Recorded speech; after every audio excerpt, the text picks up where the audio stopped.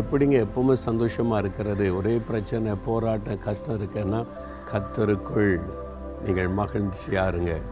என்ன இப்போ காரியம்னா, பிரச்சனைக்கு மத்தியில் கர்த்தர் உங்களோடு இருக்கிறார். எல்லா போராட்டத்துக்கு நடுவில் கர்த்தர் உங்களோடு இருக்கிறார். ஆண்டவர் உங்களோடு இருக்கிறதை நினைத்து நீங்கள் மகிழுவது, அதுதான் உங்களுடைய பலன். நீ எப்போமா இயேசு கிறிஸ்துக்குள்ளே மகிழ்ந்து களி கூறுங்க, உங்களை சுற்றியில் இருக்கிற பிரச்சனைகள் ஒன்றும் உங்களை மேற்கொள்ளாது. உங்களை எதிர்கொண்டு தாக்கு வருகிற போராட்டங்கள் ஒன்றும் உங்களை மேற்கொள்ளாது. நீங்கள் அதை ஜெயிப்பீங்க.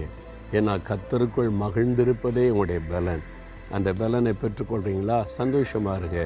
இயேசுவே, நீர் என் கூட இருக்கிறீர், அதான் எனக்கு சந்தோஷம். நீ மகிழ்ச்சியாக சொல்லுங்கள். தகப்பனே, உமக்குள்ளே நாங்கள் மகிழ்ந்திருக்கிற அந்த பலனை எங்களுக்கு தருகிற அன்பிற்காக ஸ்தோத்திரம். அருமையான உம்முடைய பிள்ளைகள் கர்த்தருக்குள் மகிழ்ந்து களிகூற உதவி செய்யும். அவளை சோர்ந்து போக பண்ணுகிற, கலங்க பண்ணுகிற போராட்டங்கள் எல்லாம் விலகட்டும்.